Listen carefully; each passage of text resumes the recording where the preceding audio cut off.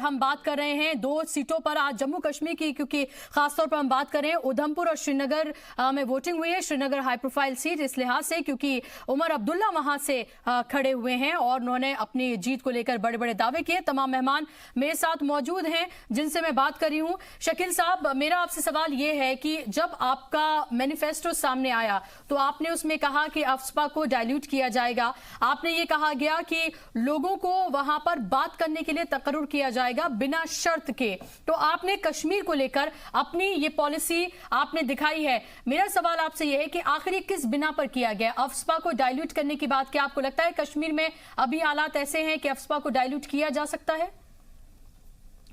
देखिए, सबसे पहले तो आज वहाँ पोलिंग हुई है और बड़े पैमाने पर कश्मीरी लोगों ने हिंदुस्तान के इस इलेक्शन, जो कश्मीर का इलेक्शन है, अपना रिप्रेजेंटेटिव भेजने के लिए जो इशू उन्होंने कहा है, अभी आपने ही दिखाया, बड़ा चौंकाने वाला है।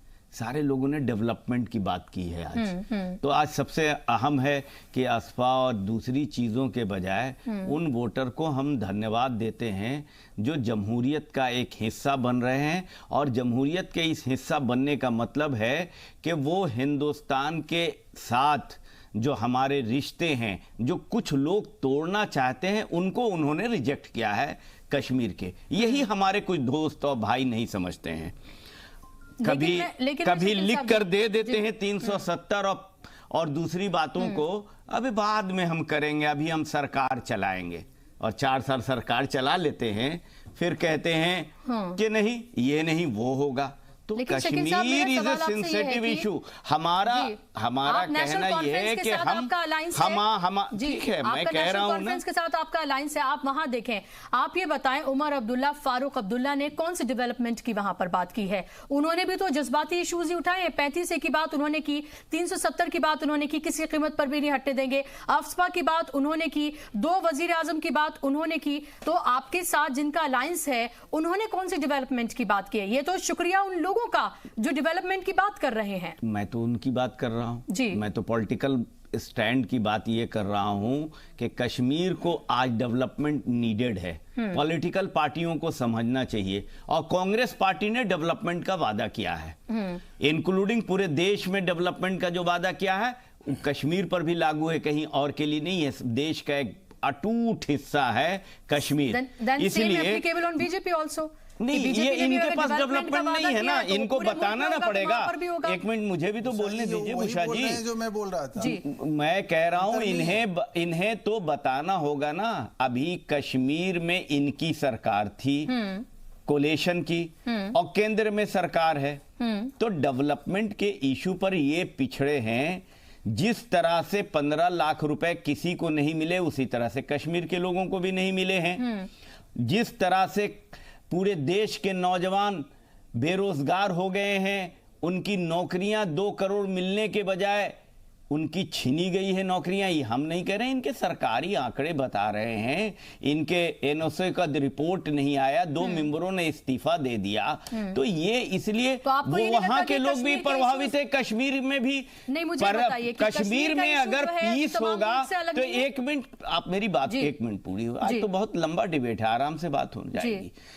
कश्मीर में अगर टूरिज्म बढ़ेगा, जैसा वो कह रहे हैं कि सबसे बड़ा इंडस्ट्री है कश्मीर में टूरिज्म, तो टूरिज्म कब बढ़ेगा?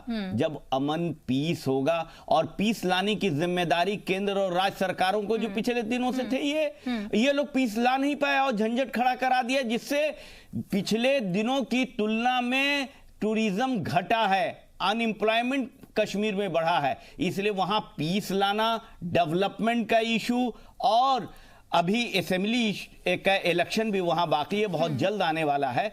अभी देखिए इनके चेहरे क्लियर हो जाएंगे। लेकिन अभी आप ही बोलते हैं कि किस पर एग्रीमेंट नहीं करेंगे। पहले मेरा आपसे सवाल यह है, कश्मीर के इशू पर तो तमाम पार्टियों ने अपनी सियासत ही की है। आप ही बताइए कि 3.5 साल माना कि बीजेपी और पीडीपी की वहां हुकूमत रही, 5 साल से ये लोग हैं। उससे पहले किसकी हुकूमतें रही वहां पर? उससे पहले तो आप हमेशा से पार्टी रहे ना वहां पर, चाहे नेशनल कॉन्फ्रेंस के साथ भी आपने सरकार बनाई, पीडीपी के साथ भी आपने सरकार बनाई। बनाई, नेशनल कॉन्फ्रेंस ने, पीडीपी ने आपको मरकज में भी सपोर्ट किया। तो ये मुझे बताइए, अगर आप 5 साल का हिसाब अगर मांगते हैं तो उससे पहले का हिसाब भी तो आपको देना होगा। देखिए, जब एग्जामिनेशन होता है फिजिक्स का तो आप केमिस्ट्री की बात करते हैं। अरे भैया, एग्जामिनेशन फिजिक्स का हो रहा है, क्वेश्चन फिजिक्स के होंगे। ये 5 साल का इलेक्शन है, ये 5 साल की बात होगी तो आप घुमा के 40 साल पढ़ ले जाते हैं। अरे कश्मीर इशू को, कश्मीर को ये हिस्सा, हिंदुस्तान का अटूट हिस्सा बनाने में कांग्रेस की जो भूमिका रही है, इन लोगों ने तो हमेशा कश्मीर के इशू को वोट का राजनीति करते हैं। कश्मीर में कुछ नहीं, ये कश्मीर के नाम पर पूरे देश में वोट देने की बात करते हैं। कश्मीर में पीडीपी के साथ रहते हैं और पूरे देश में कश्मीर को की बात करते हैं। ये इस तरह की बातें करते हैं। ये अमन बना दिया, महेश जी, स्वर्ग का हमारा, उसको आप लोगों ने नरक बना दिया।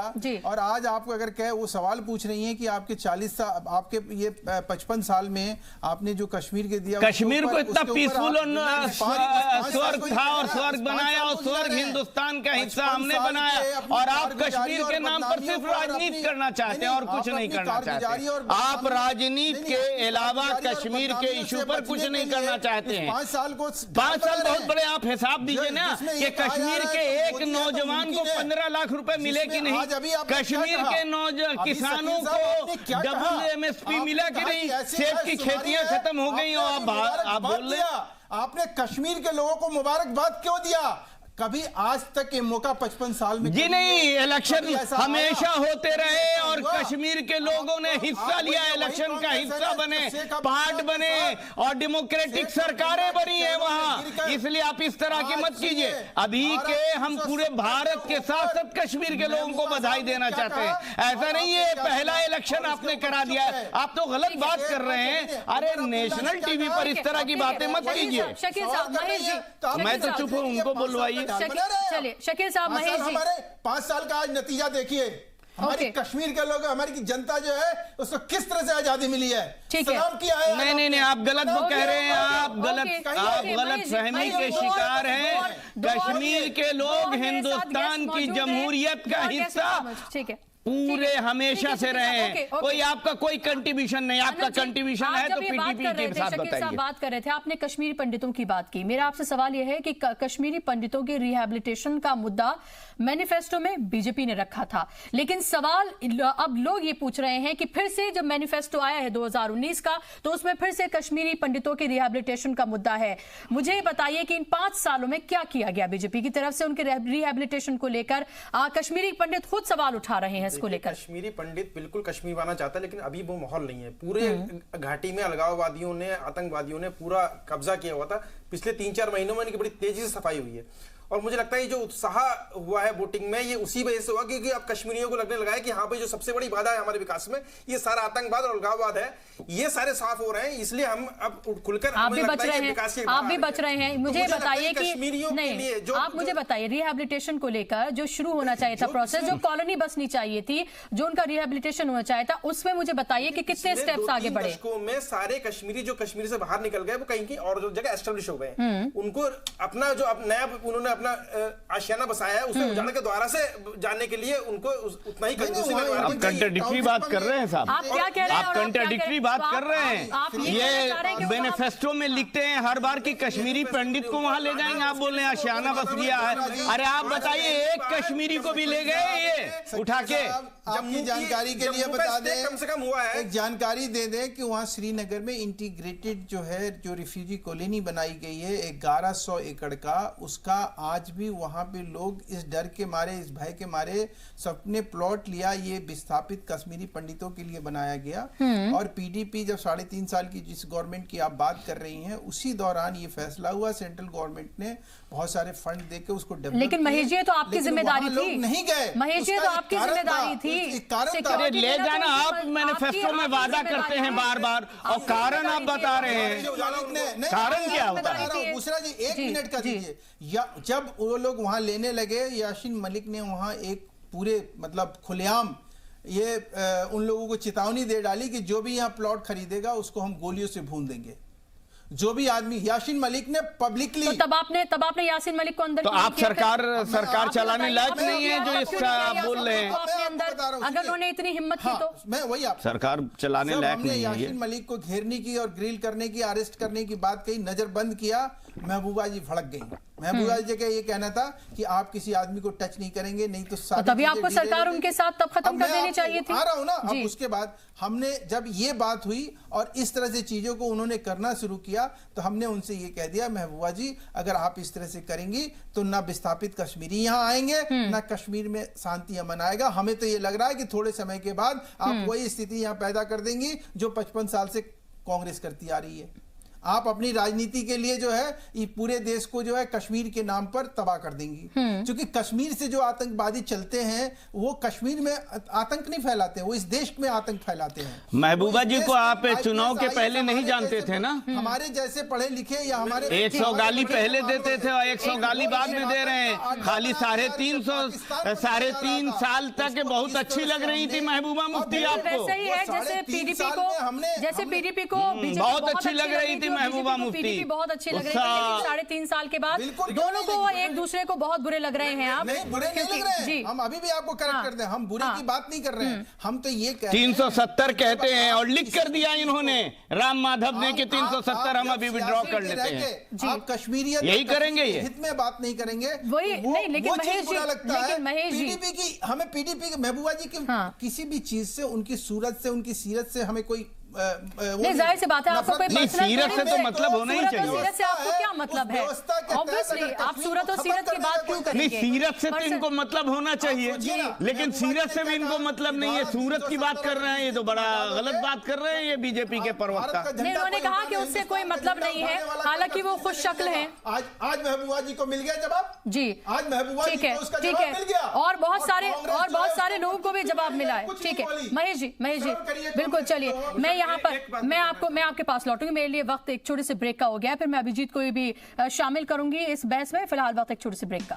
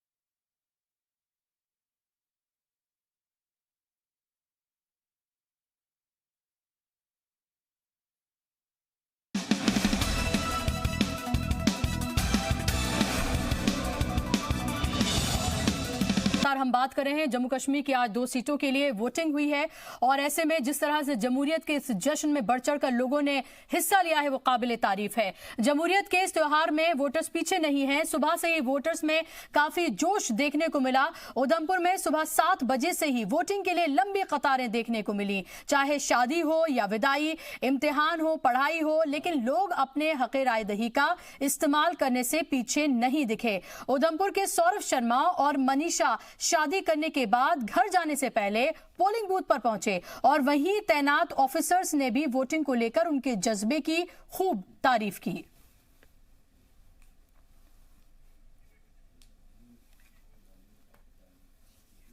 तो ऐसी जो तस्वीरें होती हैं वो जमहूरियत में जो हमारा यकीन है उसको और ज्यादा बढ़ाती हैं और ये बताती हैं कि इससे बड़ा जश्न जमहूरियत में और कोई नहीं हो सकता। क्योंकि ईद, दिवाली या फिर होली हो, आप उसमें फिर भी आप थोड़ा आगे पीछे कर लेते हैं, लेकिन जिस तरह से ये शादीशुदा जोड़ा पहुंचा अपनी वोट का इस्तेमाल करने के लिए, वो वाकई में काबिल तारीफ है। और हमारे साथ तमाम मेहमान मौजूद हैं।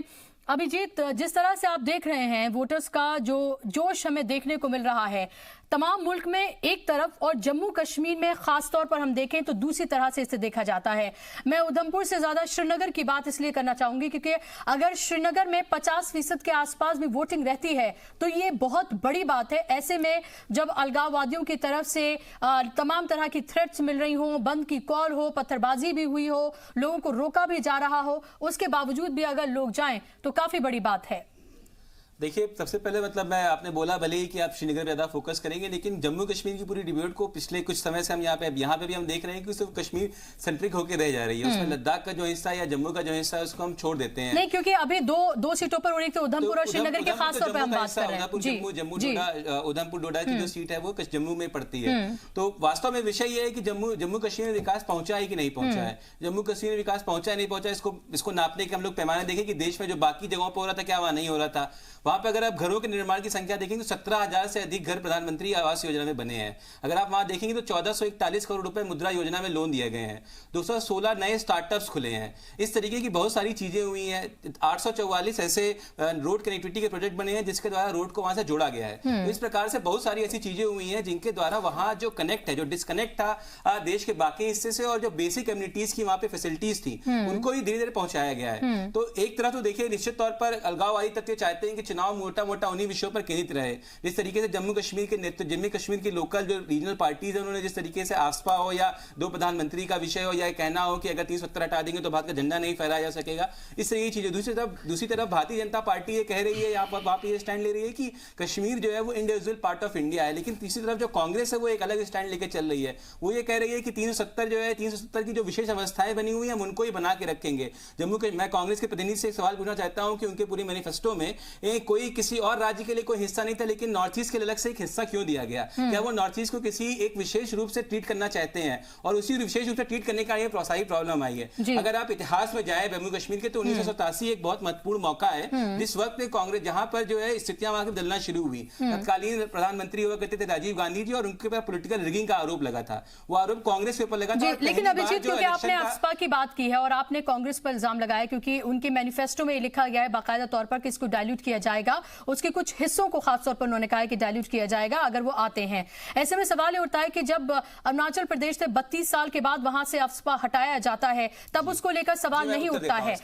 और अगर जी देखिए, 2 चीजें अंतर होती हैं। एक होता है किसी कानून को किस रूप में लागू किया जाएगा और एक होता है उस कानून को लागू किया वहां पर अगर लगाया गया है 32 साल से वहां पर है जी, 32 साल से वहां पर है। मेरा जवाब पूरा सुन लें। देखिए, 2 चीजें हैं। आफसा लगता कब है? आफसा तब लगता है जब किसी एरिया को डिस्टर्ब एरिया घोषित किया जाता है। फिर डिस्टर्ब एरिया जब वहां घोषित किया जाता है तब वहां सेना जाती है। सेना जाएगी तो सेना के जाने के बिहेवियर को रेगुलेट कैसे किया जाएगा? उसके लिए आफसा का कानून होता है जिसमें सेना को सुरक्षा मिलती है। ठीक है, वो सबको पता है। अरुणाचल प्रदेश के उन जिलों को या मणिपुर के जिलों को चुनाव के दौरान भी किया गया कि वो डिस्टर्ब एरिया नहीं है, इसलिए वहां से आसपा हटा। लेकिन जहां पर यदि आसपा लगता है वहां पर सेना की सुरक्षा के लिए आसपा अपनी मूल अवधारणा में रहना चाहिए। सवाल ये है, कांग्रेस कहती है वो उस मूल अवधारणा को बदल देंगे, सैनिकों को जो सुरक्षा मिलती है उसे खत्म कर देंगे। इसलिए इन दोनों अंतरों को समझने की बहुत जरूरत है और बहुत बड़ा शकील साहब, आपके पर अभिजीत को सुन रहे हैं आप कि उन्होंने इल्जाम लगाया, आप कह रहे हैं कि सिक्योरिटी जो मिलती है वो हटा देंगे। अफस्पा को जब डाइल्यूट करने की आप बात करते हैं तो आखिर कौन से वो हिस्से हैं जिनको दरअसल आप डाइल्यूट करने की बात करते हो, किस बिना पर? देखिए, ये जो कह रहे हैं ना, ये तो एक पक्षपातपूर्ण बातें कह रहे हैं।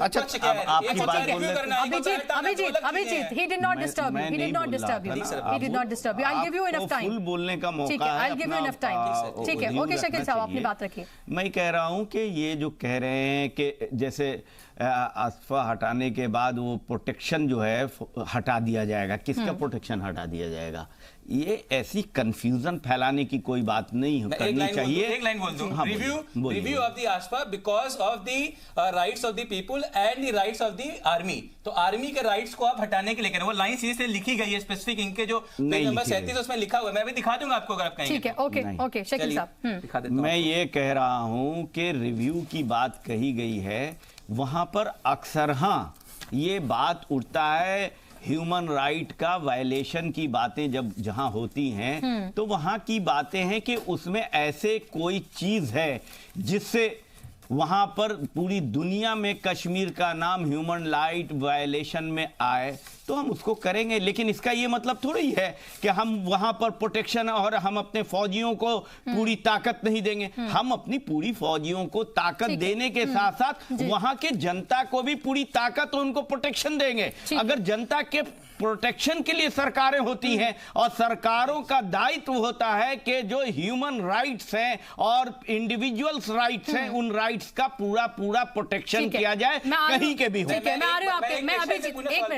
मिनट आप पूछ लीजिएगा, मैं आपके पास लौट रही हूँ। इनडायरेक्टली ये कह दिया कि सेना वहां पर ह्यूमन राइट्स वायलेशन करती है। एक मिनट, ठीक है, मैं आप नहीं, हम ऐसी बात नहीं समझ सकते हैं कि जो चीजें चल रही हैं सुप्रीम कोर्ट में कई केसेस चलते हैं उसको भी हम इनकार करते हैं। सुप्रीम कोर्ट में अभी कहा है कि उसके ऊपर हम विचार करेंगे, कहा है। कानून में भी विद्यार्थी हूँ, सुप्रीम कोर्ट ने कहा है, सुप्रीम कोर्ट में अपीलें हैं, इसीलिए सुप्रीम कोर्ट करेगा।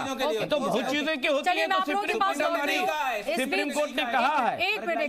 एक मिनट। इस बीच हम आपको बता दें कि श्रीनगर लोकसभा सीट पर वोटिंग के लिए नेशनल कौंसिल फारूक अब्दुल्ला ने जब वोट किया उसके बाद उन्होंने क्या कुछ कहा वो आपको सुनवाते हैं। In this election, thankfully, we found the electorate far more receptive. I don't know what that will mean for turnouts, but at least in terms of the atmosphere for campaigning and the receptiveness of the people to the message that we were taking out to them, it was a far more receptive electorate today than it was in 2017. I only hope that the government of India gets off its high horse and gives the people of Jammu and Kashmir the opportunity to choose an elected government sooner rather than later, because they are now running out of excuses to delay assembly elections. Assembly elections were delayed because of parliament. Now that parliament elections are due to conclude, we can only hope. अब आवाम तक है, आवाम क्या फैसला करती है वो मई में पता लग जाएगा। हमने अपनी तरफ से कोशिश की कि लोगों को बताएं कि हमारा मकसद क्या है, क्यों इलेक्शन लड़ रहे हैं। Only difference this time is that people are far more aware of the situation that exists in our nation and are really afraid of what is happening. National conference के लीडर उमर अब्दुल्ला ने साध्वी प्रज्ञा को भोपाल से ticket देने के फैसले को BJP का मजहबी कार्ड बताया। उमर का कहना है कि जिस प्रज्ञा ठाकुर को बीजेपी ने टिकट दिया है उनकी सेहत जेल में खराब थी, लेकिन अब वो इंतखाब लड़ रही हैं। उन्होंने एक आध दिन से डेवलपमेंट की बात की जिसको कोई अब हजम नहीं कर रहा है। अब क्योंकि बीजेपी के पास जब और कुछ रहता नहीं है तो वो मजहब का कार्ड निकाल के मजहब का कार्ड खेलते हैं। मंदिर मस्जिद पे तो उनको वोट मिलेंगे नहीं, तो उन्होंने एक ऐसे शख्स को भोपाल से मैंडेट दिया है जिन्होंने सिर्फ आतंकवाद के केस में एक आरोपी हैं, बल्कि उसके साथ साथ बेल पे हैं, और बेल भी उनको इस बहाने दिया गया कि उनकी सेहत ठीक नहीं है। मुझे बताइए, अगर उनकी सेहत जेल में रहने के लिए ठीक नहीं है तो उनकी तबीयत इलेक्शन लड़ने के लिए ठीक कैसे हो सकती है। तो अभी आपने उमर अब्दुल्ला को सुना है और जाहिर सी बात है कि उन्होंने साध्वी प्रज्ञा ठाकुर को भोपाल से जिस तरह से बीजेपी ने टिकट दिया है उसके बाद सियासत और ज्यादा गर्मा गई है। आप तमाम मेहमानों का बहुत बहुत शुक्रिया इस डिबेट का हिस्सा बनने के लिए।